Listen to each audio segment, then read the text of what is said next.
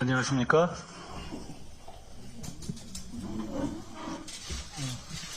국민의힘 비상대책위원회를 시작하겠습니다.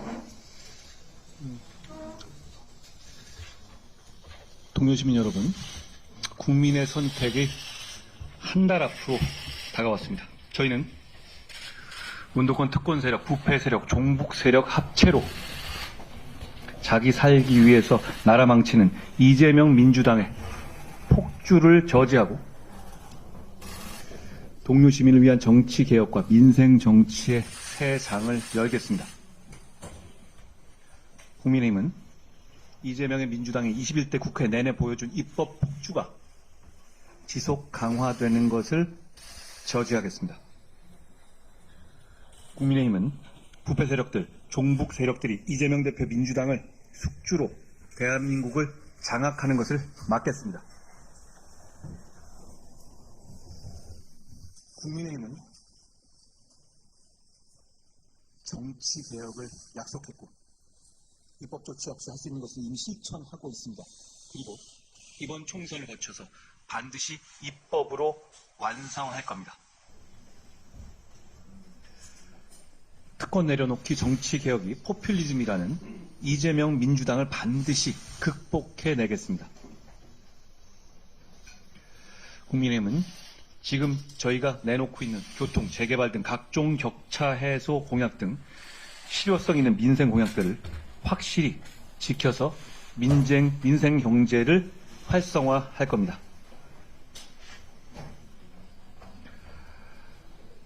우리 당이 보다 많은 국민의 선택을 받을 수 있도록 제가 더 잘하겠습니다. 첫째, 진심의 정치를 하겠습니다. 한 분 한 분께 최선을 다하겠습니다. 반응의 정치를 하겠습니다. 국민의 목소리를 귀하게 여기고 두렵게 여기고 그때그때 반응하겠습니다. 셋째, 일착의 정치를 하겠습니다.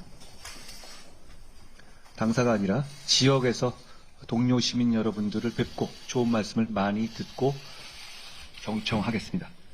넷째, 섬세한 정치를 하겠습니다. 정책의 차이는 결국 디테일에서 나온다는 것을 저희는 알고 있습니다. 동료 시민들의 현실의 삶을 개선할 수 있는 섬세한 정치, 그리고 끝까지 챙기는 정치를 하겠습니다. 우리 국민의힘이 대한민국 미래가 앞으로 나아갈 수 있게 국민의 미래를 책임질 수 있도록 저희를 선택해 주시기 바랍니다. 저희는 정말 열심히 하겠습니다. 정말 최선을 다하겠습니다. 고맙습니다.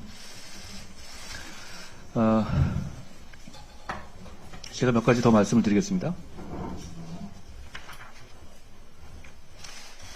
이번 주에도 제가 그리고 우리 스태프들과 함께 지역 일정을 많이 갈 예정입니다. 고향 그리고 이 남쪽 포함해서 저희가 최선을 다해서 시민들의 생각을 듣고 저희의 결의를 전달하도록 하겠습니다. 많은 관심을 보여주시기 바랍니다. 주말에 있었던 얘기를 한두 개 하겠습니다. 우리는 머릿속으로라도 일찍이니 이찍이니 그런 말은 하지 맙시다. 저희 절대로 그러지 않겠습니다. 주권자 국민을 얼마나 우습게 봐야 저런 소리가 나오는지 참 한심스럽습니다. 만약에 제가 어떤 시민 보고 혹시 일찍 아니야? 라고 말했다면 정말 큰일 났을 겁니다. 저희는 이재명 대표의 막말과 천박한 언행에 너무 익숙해져 있는 것 같습니다. 그런 것에 익숙해진다는 건 참 서글픈 일입니다. 정말 해로운 정치고요. 저희가 더 분발해서 이재명의 민주당을 극복해내야 한다라는 말씀을 드립니다. 저희가 더 열심히 해야 한다고 생각합니다. 예를 들어서 발언의 맥락 같은 것도 중요하거든요. 뭐 친목 모임 같은 데서 혹시 어디 출신이세요? 고향이 어디세요? 라고 묻는 것과 주류 정치인이 대화하다가 자기 안 찍을 것 같은 시민에게 혹시 고향이 어디세요? 혹시 고향이 그쪽 아니세요? 라고 말하는 것. 그 맥락의 차이는 굉장히 큰 겁니다. 그건 대한민국 사회에서는 거의 인종차별에 준하는 망발입니다. 이 문제는 본인이 뭐 잘못했다고 얘기는 해놨습니다만, 근데 잘못했다고는 얘기는 했지만 잘못했다는 말은 앞에 한마디 짝 있고 뒤에는 다 뭐 윤석열 정부를 심판해야 된다 이렇게 써놨던데요. 그게 무슨 사과입니까? 저는 정말 반성하셔야 한다고 생각합니다. 그리고 저희도 그거 거울 삼아서 비슷한 생각이라도 머릿속이라도 넣지 맙시다. 우리 모두 당원들 그리고 우리 관련자들 모두 그렇게 다짐해야 한다고 생각합니다.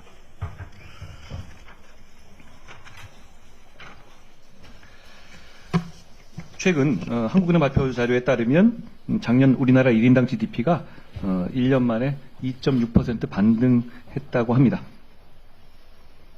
나름 좋은 신호라고 생각합니다만 갈 길이 아직 멉니다.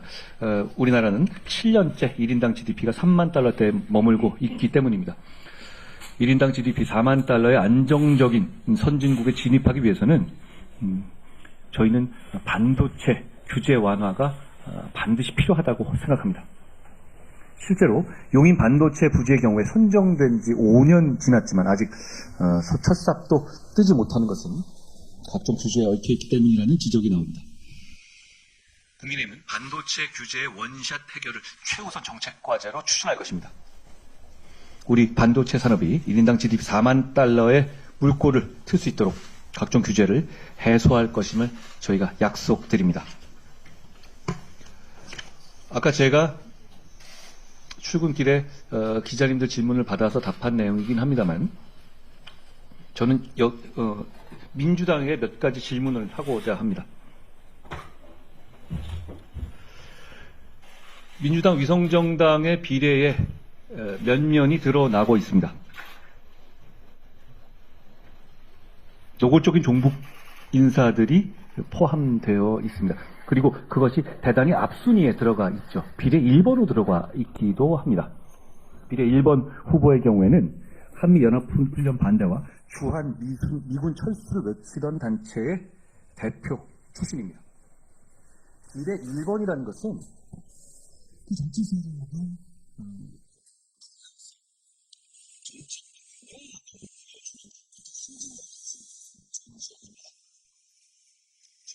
이재명 대표가 민주당에게 묻고 싶습니다. 민주당이 이번 총선 공약은 한미연합훈련 반대와 주한미군 철수입니까? 아닙니까? 그렇지 않고서는 이런 인사가 비례 1번으로 선정되는 것을 확인할 수가 없습니다. 맞으면 맞다, 아니면 아니다라고 답변하시고 그리고 국민 앞에 설명해 주시길 바랍니다. 이건 좀 너무한 것 아닙니까?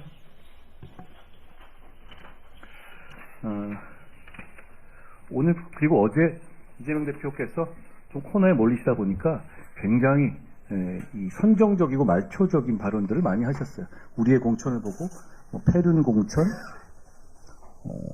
부패 공천, 구구 공천, 음란 공천, 이런 얘기를 하셨더라고요. 관심 끄는 데는 성공하셨는데 국민들은 그 얘기 듣고 딱 한 사람을 떠올렸을 것 같습니다.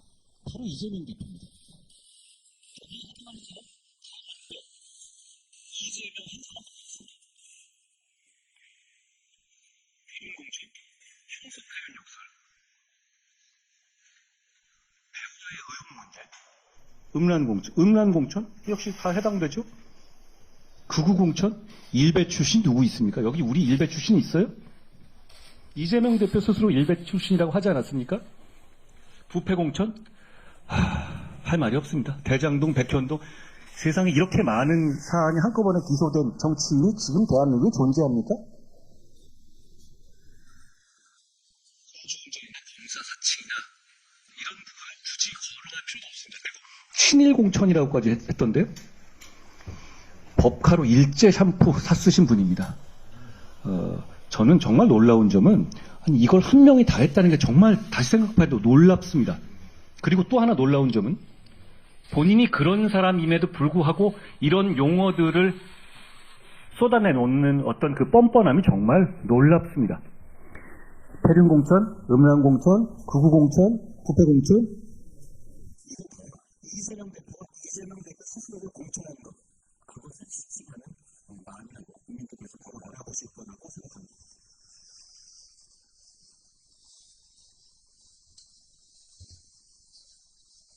독재 뭐 이런 프레임 하시던데요. 지금 이재명 대표가 21대 국회에서 해온 행태가 의회 독재입니다.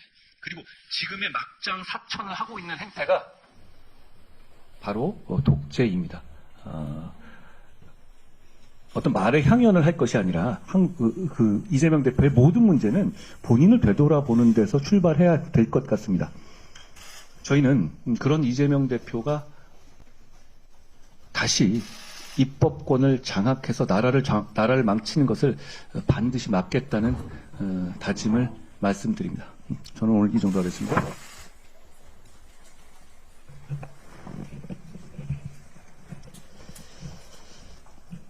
범죄 혐의자들의 도피처가 되다시피 한 조국 혁신당이 민주당 위성정당보다 지지율이 높게 나온다는 보도가 있었습니다.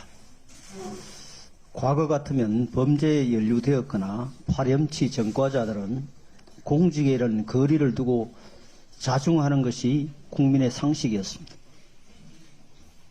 이들이 자신의 죄를 뉘우치기는커녕 검찰의 탄압으로 호도하고 나아가 국회에까지 들어와 자신들의 사법 리스크를 방어하려는 것은 법과 유권자에 대한 조롱이자 법치주의와 의회 민주주의에 대한 중대한 도전입니다. 민주화 이후 제도권 정치에서 이처럼 정의의 관념과 법치주의가 정면으로 도전받은 적은 없었습니다. 우리 헌정사상 유례가 없는 이러한 정치적 비정상을 낳은 주범은 준연동형 비례대표제입니다. 이 기형적 선거제도가 더불어민주연합을 통해서는 반미 종북 세력에게 국회의 문을 열어주는 종북 횡재가 되고 있고, 조국 혁신당을 통해서는 범죄 혐의자들에게 국회의 문을 열어주고 있습니다. 다수 의석을 통해 준연동형을 강행해 국회를 반대한민국 세력과 파렴치 범죄 혐의자들의 온상으로 만들고 있는 민주당의 책임이 가볍지 않습니다. 더욱 어처구니 없는 것은 민주당과 조국 혁신당이 선거연대를 구상하고 있다는 점입니다. 이처럼 이 선거연대의 구체적 모습은 지역구는 민주당, 비례는 조국당이라는 이른바 지민비조가 될 것이라고 합니다. 지민비조는 한마디로 소망적 사고이며 국민을 우습게 보는 오만한 발상입니다. 그 어떤 미사의 요구로 합리화한다 해도 지민비조는 결국 사법 리스크를 방어하려는 방탄동맹에 불과합니다. 민주당이 비명행사 공천을 통해 친문 세력을 쫓아낸 마당에 친문 세력이 모인 조국 혁신당과 끝내 연대를 이룰 수 있을지도 의문입니다. 지민비조 연대를 하다가 국민의 공분 아래 친명도 행사하고 친문도 행사하는 결과가 될 수도 있습니다. 국민 여러분, 지금 우리나라 민주주의가 미정유의 위기에 처해 있습니다. 대한민국 의회 민주주의 산실은 국회가 범죄 피난처가 되기 직전입니다. 종북 세력이 활개를 치게 되기 일보 직전입니다. 이제 국회를 지키고 민주주의를 지킬 수 있는 것은 국민 여러분들의 힘밖에 없습니다. 이번 총선에서 민주당과 더불어민주연합, 조국혁신당에 수상 같은 심판을 내려주시고 지역구는 국민의힘, 비례는 국민의 미래를 찍는 시국 비국 투표를 해주시기를 바랍니다.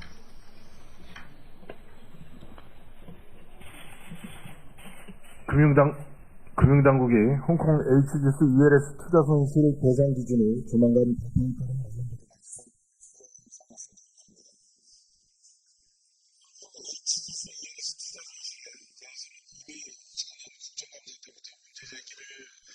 올해 들어 투자 손실이 현실화되고 있는 상황입니다. 그동안 금융당국이 적극적으로 모니터링해온 덕분에 투자 손실이 현실화된 이후 비교적 빠른 시간 내에 배상 기준이 마련되었습니다. 지난 21년 3월 금융소비자법이 시행된 이후 금융상품 판매 관련 법적 절차는 상당 부분 지켜지고 있었지만 금융소비자 보호 측면에서는 여전히 미흡하다는 지적이 있습니다. 금융당국의 현장 검사에서도 드러났습니다만 금융사들이 고객 보호보다는 영업수익 목표를 우선시하여 투자자 보호는 다분히 형식적인 수준에 그쳤음을 알 수 있었습니다. 일례로 투자자 성향 분석상으로 홍콩 HGS ELS 가입이 적절하지 않은 투자자에게도 일선 창구에서 투자 권유를 했었던 사례가 현장 검사를 통해 확인된 것으로 알려집니다. 조만간 발표할 투자 손실 배상 기준이 모든 투자자들을 만족시킬 수는 없겠습니다만 금융당국은 현장 검사 결과를 적극 반영해 투자자 피해가 최소화될 수 있도록 금융소비자의 입장에서 배상 기준을 마련해 주시길 당부드립니다. 이번 기회에 금융사들도 금융소비자 입장에서 기존의 관행을 스스로 한번 점검해 보시고 자율적 개선책 마련에 선제적으로 나서 주시기 바랍니다. 아울러 배상 기준이 마련된 뒤에도 실제 배상이 이루어지기까지 시일이 걸리는 만큼 금융당국과 금융사들은 투자자 피해 회복을 위한 노력을 더 적극적이고도 신속하게 해주시길 촉구합니다. 다음으로 내일부터 시행되는 서민, 소상공인 신용회복 지원 조치와 관련해서도 한 말씀 드리겠습니다. 2달 전인 1월 12일 서민, 소상공인에게 힘이 되는 신용사면이라는 제목으로 민, 당, 정이 모여 협의회를 열고 금융권에 적극적인 신용회복 지원 의지를 모았었는데 2개월의 준비기간을 거쳐 내일 실질적인 지원이 이루어지게 되었습니다. 환영하고 매우 기쁘게 생각합니다. 이번 신용회복 지원 조치가 고물가, 고금리 등으로 어려움을 겪고 계신 서민과 소상공인 최대 298만 명의 새 출발, 재도전의 디딤돌이 될 수 있기를 희망합니다. 신용회복 지원 대상자 중 2월 말 기준 전액 상환을 완료한 264만 명은 별도 신청 없이 신용평점이 자동 상승하게 되고 나머지 34만 명도 5월 말까지 연체 금액을 전액 상환하면 혜택을 받을 수가 있습니다. 서민 소상공인의 정상적 금융생활을 돕는 반가운 소식이 하나 더 있습니다. 전액 상환을 완료한 분에 대한 신용회복 지원뿐만 아니라 채무 조정을 이용하시는 분에 대한 별도의 지원 조치가 내일 함께 시행된다는 점입니다. 신용회복위원회나 새 출발 기금의 채무 조정을 이용하고 계신 분들 중 약 5만 명이 그 대상이 될 것으로 보입니다. 현재 계획에 따라 성실하게 상환한 경우 그동안 불이익으로 작용하는 채무 조정 정보를 조기에 해제한다고 합니다. 앞으로도 국민의힘은 경제활동 의지가 있는 성실한 서민과 소상공인들에게 힘이 되어드릴 수 있는 정책적 뒷받침을 아끼지 않겠습니다. 국정을 책임지는 여당으로서 함께 다 잘 사는 사회를 만들기 위해 최선을 다하겠습니다.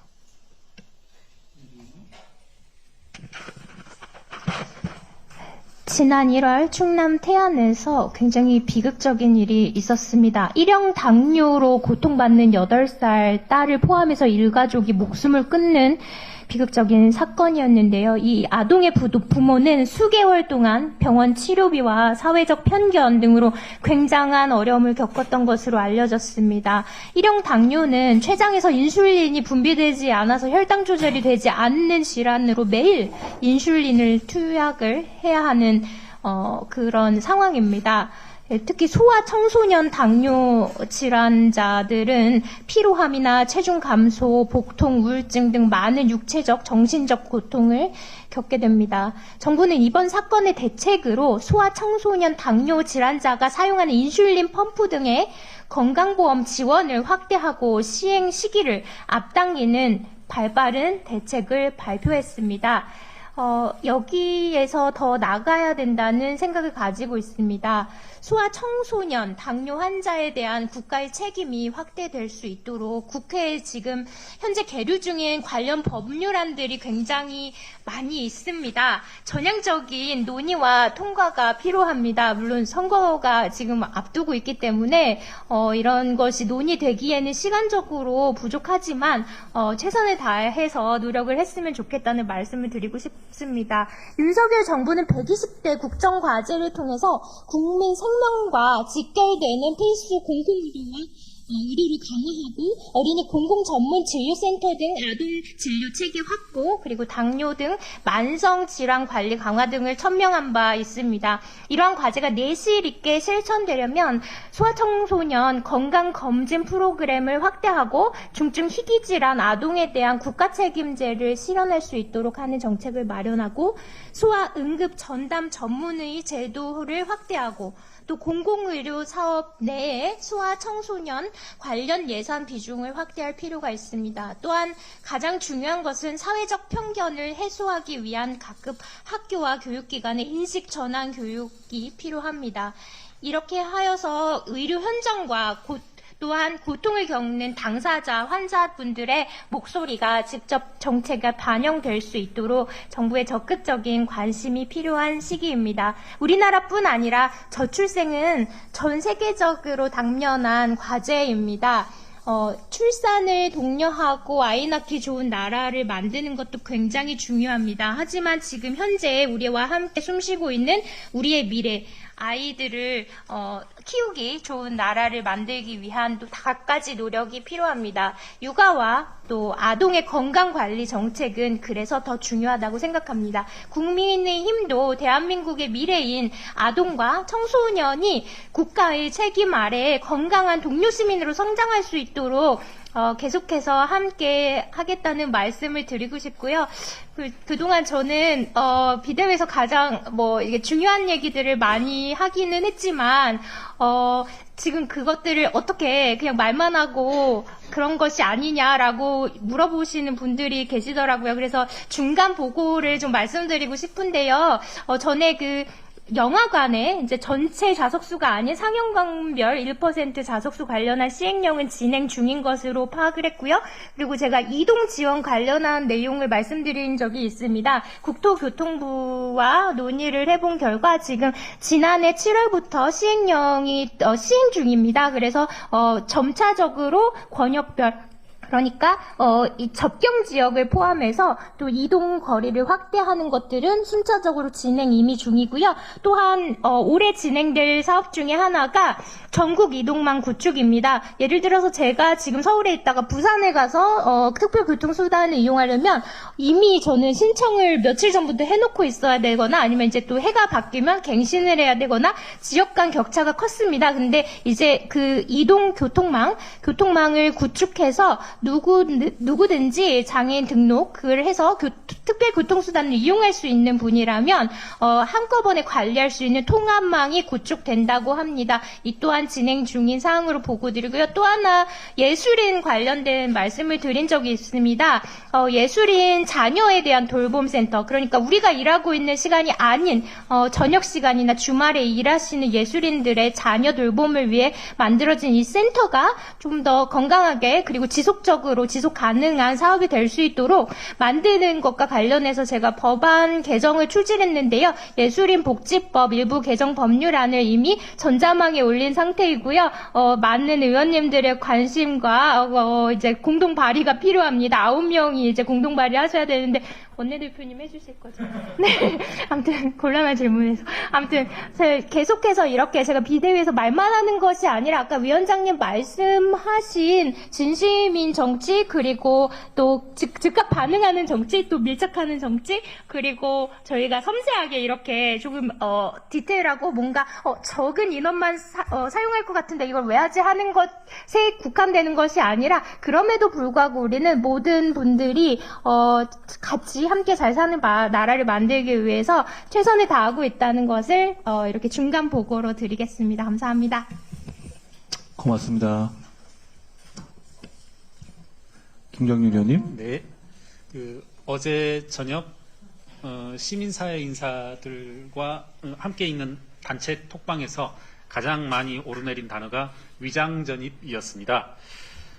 제가 CBS 노컷뉴스의 2013년 9월 2일 기사 제목과 내용을 소개해드리겠습니다. 제목은 PD 무력화시킨 NL, 소위 이제 주사파라고 하죠. 군자산 약속 먹일래라는 제목이고요.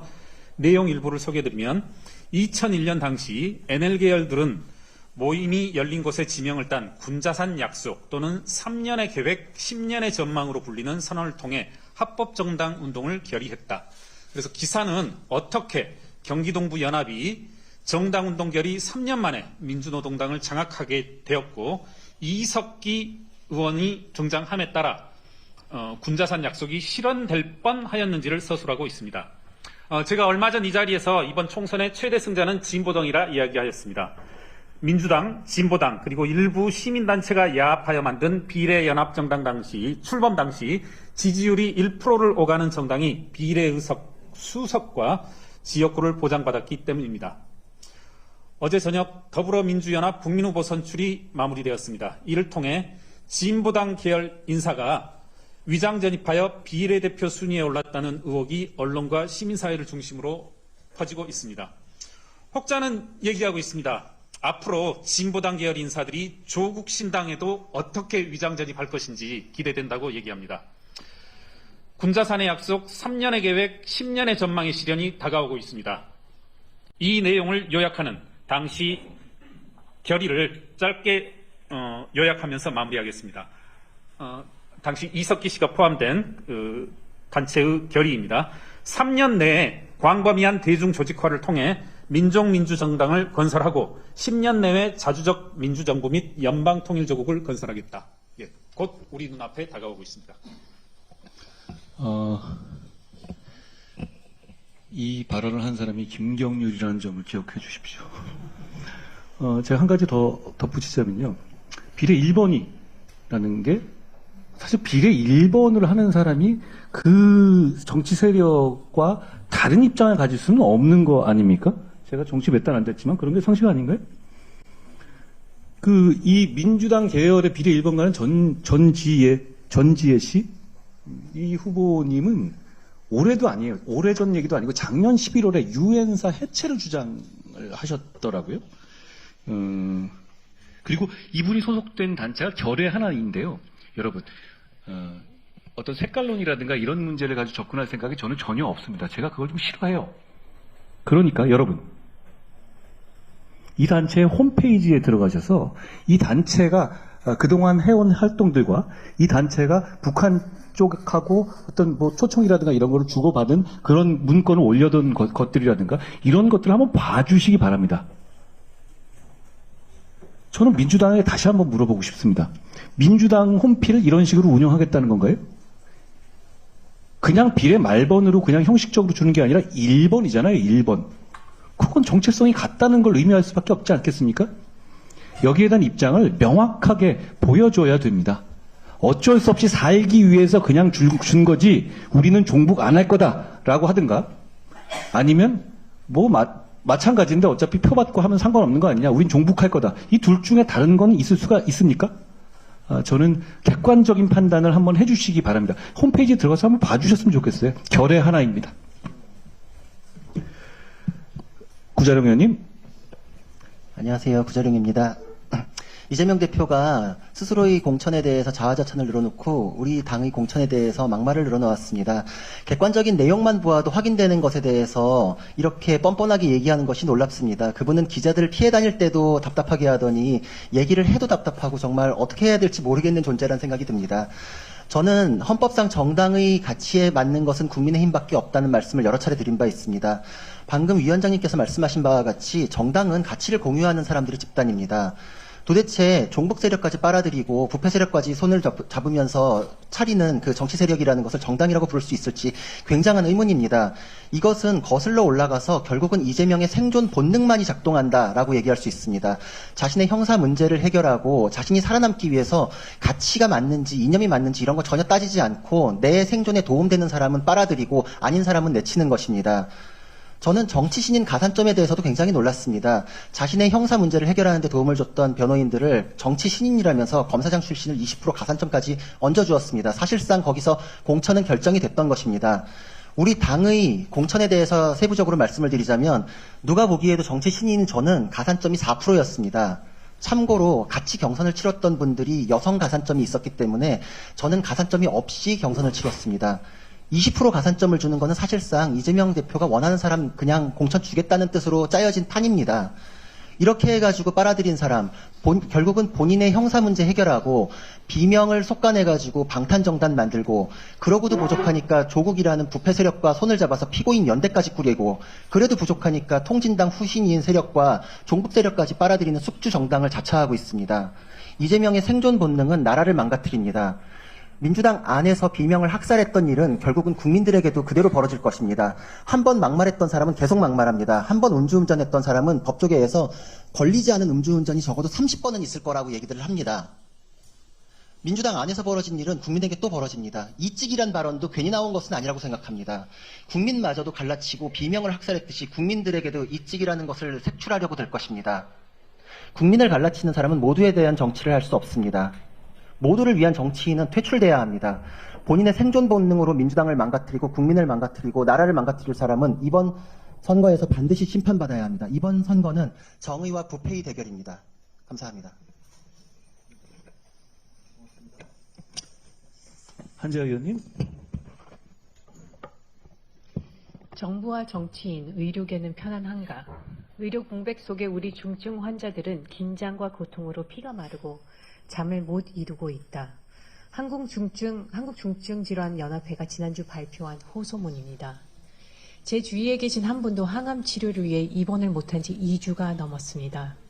의료 대란이라 아니라고 애써 부인하려 하지만 빅5 병원들의 현 상황은 암 환자들 모두에게 개개인에게 의료 대란입니다. 군의관 공보위 투입을 오늘부터 합니다.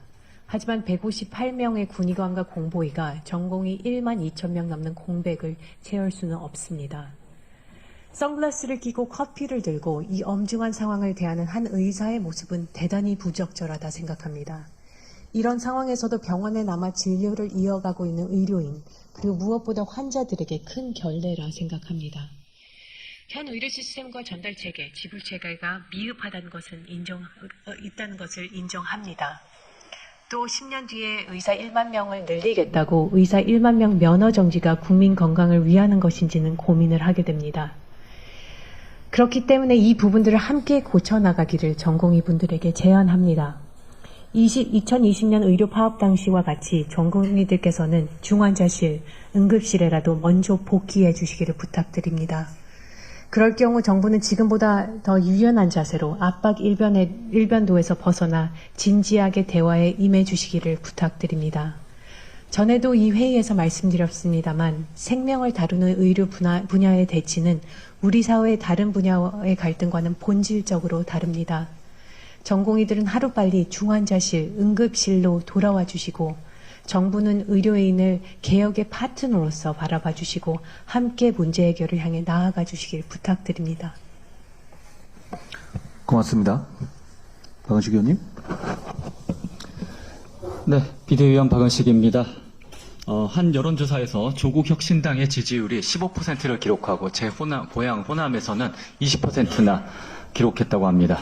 저는 지난 서초동 조국 지지 시위 당시 걸린 광주가 조국이다라는 플래카드를 보고 참을 수 없는 분노를 느껴 칼럼을 쓰고 시민단체 활동을 하다가 이 자리까지 왔습니다. 광주의 평범한 집안에서 자란 제 경험상 입시 공부로 수학의 정석이나 EBS 문제집만 풀었을 뿐 의대 교수에게 논문 작성을 부탁한다는 것은 상상도 못했기 때문입니다. 조국혁신당의 호남의 지지를 받아 입시비리 잡범, 4차례 음주 및 무면허 운전자, 공무상 비밀 누설을 하고 해임된 분들이 줄줄이 당선이 된다면 호남인들과 호남의 미래 세대들이 얼굴을 들고 다닐 수 있겠습니까? 또 그들이 만들어낼 막장 법안들이 감당이 되시겠습니까?